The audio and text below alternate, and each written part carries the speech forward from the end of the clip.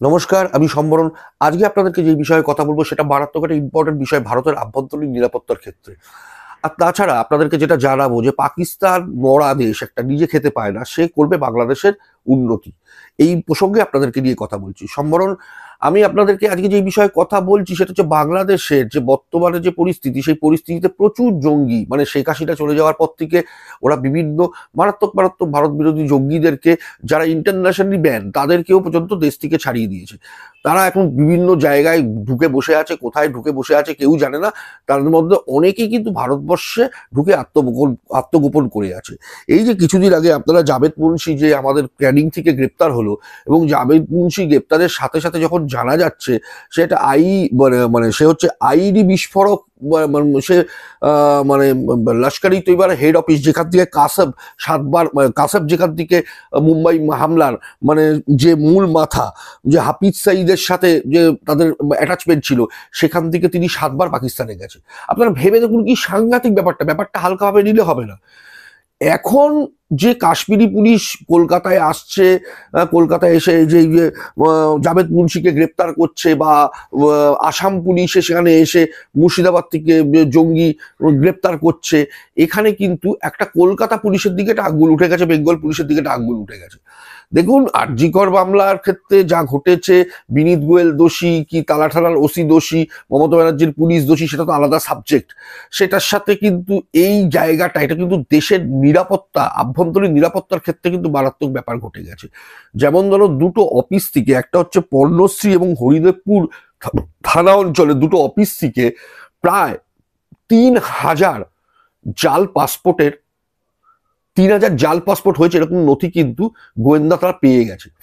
এবং শুধু তাই নয়, এবার মানে ইন্টেলিজেন্স চিন্তা করছে যে 3,000 যে জাল পাসপোর্ট পাওয়া গেছে, এবং এই জাল পাসপোর্ট কোথা থেকে এলো এবং কারা করলো, তার যে মূল পান্ডা সমরেশ বিশ্বাস, এবার কিন্তু সে কিন্তু হিন্দু মানুষ, সে টাকার লোভে এই যে জাল পাসপোর্ট করে দিয়েছে। এখন চিন্তা করছে ইন্টেলিজেন্স, যেটা কি 2011 সাল থেকে 24 সাল পর্যন্ত হয়েছে, নাকি 14 সালের পর থেকে হয়েছে, নাকি 2-3 বছরে হয়েছে।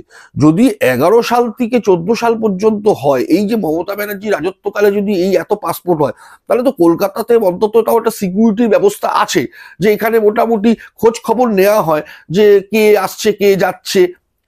কিন্তু কলকাতাতেই যদি 3,000 জালি পাসপোর্ট মানে তৈরি হয়, এবং তাহলে পশ্চিমবঙ্গের বিভিন্ন জায়গায় বিভিন্ন কত থানা আছে, সেই থানাগুলো থেকে কত পাসপোর্ট তৈরি হতে পারে। সেই ইন্টেলিজেন্ট ভাবছে কম করে 2 লক্ষ মানে জালি বাংলাদেশি, মানে এরা ধরে দেন বেশিরভাগই জঙ্গি, তারা ভারতবর্ষের বিভিন্ন জায়গায় ছড়িয়ে আছে। এবং শুধু তাই নয়, এই জঙ্গিরা যে মুর্শিদাবাদ থেকে জঙ্গি যে ধরা পড়েছে, তাদের 2টো বিধানসভায় নাম আছে। তারা ইন্ডিয়াতেও ভোট দেয়, তারা বাংলাদেশেও ভোট দেয়। ভেবে দেখুন। তার মধ্যে তো বাংলাদেশের তো ওই ইউনিশ সরকারের মাথা খারাপ, যারা কাঠ মোল্লা, সে তো মোটামুটি ওই পাকিস্তান থেকে এখন কন্টেনার ঢুকছে। এখন কন্টেনার ঢুকছে, শুধু তাই না, ভারতকে চমকানোর জন্য ওই কন্টেনার নাকি কি আসছে, কন্টেনার দেখানো যাবে না। যে কোনো দেশেরই একটা কাস্টমস ডিউটি থাকে তো, আর ওদের আবার কাস্টমস ডিউটি কি, ভিকারির দেশে আবার কাস্টমস ডিউটি থাকে। যাই হোক, ছেড়ে দিলে ওইসব কথা বলার দরকার নেই। ওই কন্টেনার পাকিস্তান থেকে আসছে, এবং পাকিস্তান থেকে কন্টেনার করে বিভিন্ন মাল ঢুকছে। বেটারা নিজেরা খেতে পায় না, সারা পৃথিবীতে গাধা আর জঙ্গি ছাড়া কিছু রপ্তানি করতে পারে না, তারা আবার বাংলাদেশের উন্নতি করবে। এই ইন্ডিয়ার ক্ষতি করতে গেছে ওই ইউনিশ সরকার গেছে ইজিপ্টে পাকিস্তানের প্রধানমন্ত্রীর সাথে বৈঠক করতে। ব্যাস, ওইদিকে তালিবানের যে বিদেশ মন্ত্রী জয়শঙ্করের সাথে বৈঠক করে দিয়েছে। ওইদিকে আরাকান আর্মি মোটামুটি অজিত ডোভালের সাথে বৈঠক করে দিয়েছে। এইবার পাকিস্তান, একটা মাথা মোটা দেশ, নিজের খাওয়া জোটে না, মেরেছে আফগানিস্তানে বম, এয়ার স্ট্রাইক করে দিয়েছে। এবার এয়ার স্ট্রাইক করে দেওয়ার পরে আফগানিস্তান এবার উল্টো দিয়েছে। এবার কোথায় করতে এলি তুই, বাংলাদেশের উন্নতি করতে এলি, বাংলাদেশের নাকি তুই বাংলাদেশকে বিরাট ভাবে, অবশ্য বাংলাদেশের উন্নতি করার পেছনে ওদের একটা কারণ ছিল। এই যে 71-এর সময় যে 71-এর যে যুদ্ধ হয় বাংলাদেশে, সেই যুদ্ধেতে প্রায় 3 লক্ষ মহিলাকে পাকিস্তানি উর্দুভাষী আর্মিরা মারাত্মক রকমভাবে ধর্ষণ করেছে। এবং সেই ধর্ষণ করার পরে 71 থেকে আজকে তাদের 54 বছরের মোটামুটি বয়স হয়ে গেছে, এখন 2024। 53-54 বছর, ওই জারজ সন্তানগুলো মোটামুটি উর্দুভাষী রক্তদের মধ্যে হচ্ছে, তো তাই ওরা রাজাকারের বাচ্চাই তৈরি হয়েছে। স্বাভাবিক, জঙ্গির বাচ্চা জঙ্গি হবে, সাপের বাচ্চা সাপই হবে। তো বাংলাদেশের ক্ষেত্রে এটা চলে, তো আমি এগুলো বলছি না। তো এখন যেটা বিষয় হচ্ছে, পাকিস্তান তো মোটামুটি ওইদিকে, তো পাকিস্তানকে তো স্ট্রাইক করেছে, মানে উল্টো আফগানিস্তানের লোকেরা, আফগানিস্তানও মোটামুটি ভারতের সাথে কথা বলে পাকিস্তানকে অ্যাটাক করে দিয়েছে। এবার পাকিস্তান পড়েছে বিপদে, কারণ পাকিস্তান চীনকে সন্তুষ্ট রাখার চেষ্টা, চীনা নাগরিকরা দিনের পর দিন বাড়ার হচ্ছিল ওখানে।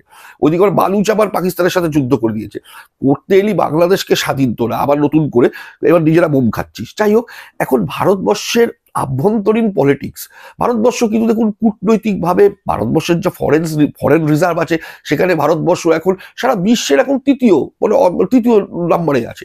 সেখানে ভারতবর্ষ যা ইচ্ছা তাই করতে হবে, টাকা কথা বলে, তো ভারতবর্ষ টাকা দিয়ে কথা বলছে। ভারতবর্ষের বিদেশ নীতি সাংঘাতিক, বিদেশ নীতি দিয়ে বুঝে গেছে। ওইদিকে কালাধান প্রজেক্ট আরাকান আর্মিরা বলছেন আপনারা করুন, ওইদিকে আফগানিস্তান বলছে যে আপনারা আমাদের দেশে ডেভেলপমেন্ট করুন, পয়সা আছে ভারতবর্ষে। এবার পাকিস্তান তো চীনকে সন্তুষ্ট করতে হবে, চীনকে সন্তুষ্ট করার জন্য ওখানে এয়ার স্ট্রাইক করেছে, যেহেতু চীনা নাগরিকরা মরছে। মানে বিদেশ নীতি ভারতবর্ষের এখন ওকে আছে, কিন্তু ভারতবর্ষের আভ্যন্তরীণ যে গান্ডগুলো আছে, আভ্যন্তরীণ শত্রু প্রচুর। আভ্যন্তরীণ ভারতবর্ষের ভেতরেই ভারতবর্ষের শত্রুরাগুলো বসে আছে, এবং এই শত্রুগুলোর জন্য এই 2000 কিলোমিটার বর্ডারের যখন তখন অনুপ্রবেশ হয়েছে। আজকে সিপিএম যে বড় বড় কথা বলে, তারা বলে যে এই বিএসএফ কিছু করছে না, বিএসএফ কিছু করছে না। ঠিক আছে, বিএসএফ তো কিছু করছে না, 34 বছর ধরে তোরা তো ক্ষমতায় ছিল, তোরা কেন ফেন্সিং লাগাসনি বাবা? তোরা তো বেড়া লাগাতে পারতিস, তোরা তো বেড়া লাগাতে পারিসনি, তাহলে তোরা আবার তৃণমূলের ঘাড়ে চাপাচ্ছিস। তৃণমূল বলছে বিএসএফ কিছু করছে না। আরে বিএসএফ তো সারা জীবন কি হাতে হাত ধরে বর্ডারে দাঁড়িয়ে থাকবে? 4000 কিলোমিটার 2000 কিলোমিটার বর্ডারে কি হাতে হাত দিয়ে, নদী আছে, জঙ্গল আছে, সবকিছু আছে, দক্ষিণে সুন্দরবনে বাঘ আছে, সবকিছু মিলেমিশে তো চলতে হয়। এইবার ব্যাপারটা দেখুন, এবার রইল কি, পুলিশ। পাসপোর্ট তো আমরা সবাই করি, পুলিশ এসে ভেরিফিকেশন করে। আমি যখন পাসপোর্ট করেছিলাম তখন আমার থেকে পুলিশ 200 টাকা নিয়েছিল, ডিআইবি ডিপার্টমেন্ট করে। এটা তো সবাই যেটা আমরা পাসপোর্ট করি, তাহলে পুলিশ জানে না কারা কারা পাসপোর্ট করছে? এটা তো ডাইরেক্ট পুলিশের চোখে আঙুল পড়ে গেল। পুলিশ কি আইডেন্টিফিকেশন করে দেওয়া গেল যে পুলিশের মধ্যে দোষী? এটা তো সাধারণ ব্যাপার, যে পাসপোর্টের ক্ষেত্রে তো পুলিশ বাড়ি বাড়ি ভেরিফিকেশন করবে। ডিআইবি ডিপার্টমেন্ট যাবে, আমাদের যেমন উত্তরপাড়া অঞ্চলে ডিআইবি ডিপার্টমেন্ট আমার থেকে 200 টাকা দিয়েছি, খুশি হয়ে মিষ্টি খাওয়ার জন্য দিয়েছি, ঘুষ দেয়নি, মিষ্টি দিয়েছি। তো স্বাভাবিক, একটা খুশির খবর, একটা পাসপোর্ট আসছে, একটা ইন্টারন্যাশনাল পাসপোর্ট, 200 টাকা দেওয়াটা কোনো ব্যাপার না। তো আমি 20 বছর আগেকার কথা বলছি। তো এখন তো মোটামুটি 5,000 টাকার নিচে হচ্ছে না মোটামুটি। আর জঙ্গিরা যদি পাসপোর্ট করে, সেখানে তো 10-15 হাজার টাকার ব্যাপার, কারণ ভুয়ো ডকুমেন্টস দিয়ে পাসপোর্ট করে দিচ্ছে। তো এখন বিষয়টা পুলিশের কাছে কিন্তু ডাইরেক্ট আঙ্গুল পড়ে গেল। লালবাজার বলছে, আমরা বলছি না, লালবাজার বলছে যে হরিদেবপুর থানা আর ওই পর্ণশ্রী থানা, ওই দুটো অফিস থেকে করছে। এবার চিন্তা করুন, অল ওভার ওয়েস্ট বেঙ্গলে কত ভুয়ো পাসপোর্ট জাল চক্র আছে। এবার এগুলোকে ধরা হবে, এগুলোকে ধরা হয়, কিছু করা হবে, যা কিছু করা হোক করো, কিন্তু দেশের তো আভ্যন্তরীণ ক্ষতি হয়ে গেল। এই জঙ্গির বাচ্চাগুলো, এই কাঠমোল্লাগুলো তো ঢুকে বসে থাকবে, তখন কি হবে? তো এর জন্য এখন পুলিশ নড়ে চড়ে বসলেও পুলিশের দিকে কিন্তু আঙ্গুল উঠে গেছে, কারণ পাসপোর্ট ভেরিফিকেশন কিন্তু পুলিশ ছাড়া হবে না। তাই আরজিকর কেসে কে বিনীত গোয়েল, কে রাজীব মিশ্রা, কে কি হলো, সেটা তো অন্যরকম ব্যাপার, কিন্তু দেশের সুরক্ষার ক্ষেত্রে যখন পুলিশ ইনভলভ হয়ে যায় না, তখন কিন্তু বোঝা যাচ্ছে এর মধ্যে পুলিশ ইনভলভ আছে, একটা বাচ্চা বলে পুলিশ ইনভলভ আছে। তাই বলছি, এখনো সময় আছে। এখানে কে তৃণমূল করে, কে সিপিএম করে, কে বিজেপি করে, সেটা বড় কথা না। এখানে কিন্তু আমাদের আভ্যন্তরীণ সুরক্ষা এবং দেশের সুরক্ষার জন্য কিন্তু তৃণমূলের সবাইকেও ভাবতে হবে যে মমতা ব্যানার্জির হাতে এটা নেই। এই ফিরাদ হাকিমের মতো, মানে কি বলবো, মানে মন্ত্রী মুখোশ মন্ত্রী, তারা এই ধরনের কথাবার্তা বলছে যে আমরা মেজরিটি পাবো। তাই খুব সাবধান। এখানে রাজনৈতিক কথাবার্তা বললাম না, সোজা কথা বললাম। পাগলও নিজের বোঝে।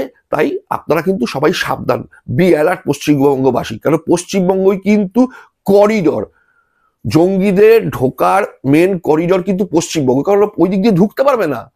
ভারতবর্ষের যেসব সীমানাগুলো আছে, সেখানে পাঞ্জাব সীমানা বলুন, গুজরাট সীমানা বলুন, রাজস্থান সীমানা বলুন, ওদিকে কাশ্মীর বলুন, এদিকে উত্তরাখণ্ড বলুন, এদিকে সিকিম বলুন, এদিকে আসাম বলুন, এদিকে মেঘালয় বলুন, এখানে ত্রিপুরা বলুন, মিজোরাম বলুন, সব জায়গায় কিন্তু বিএসএফ স্ট্রং, সব জায়গায়।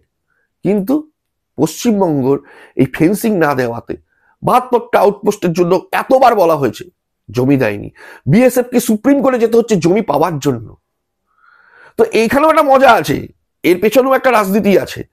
সেই ভূমি রাজস্ব আইন সেটা নিয়ে একদিন বলা যাবে। তো কি বলবো, পশ্চিমবঙ্গটাকে ধ্বংস করে দিয়ে গেছে 50 বছর ধরে।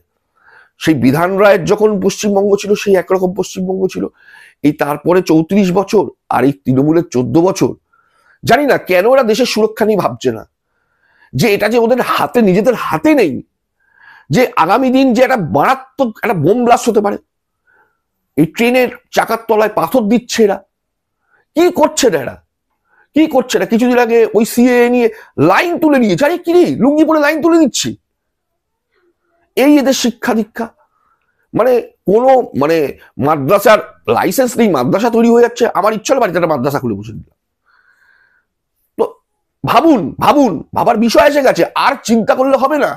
এবার আপনিও মরবেন, চিন্তা কোনো মানে আপনি আগে আমি পরে, এই তো হবে, বা আমি আগে আপনি পরে, দিন গুনতে শুরু করে দিন। তাই আর কিছু বললাম না, ভাবুন। নমস্কার।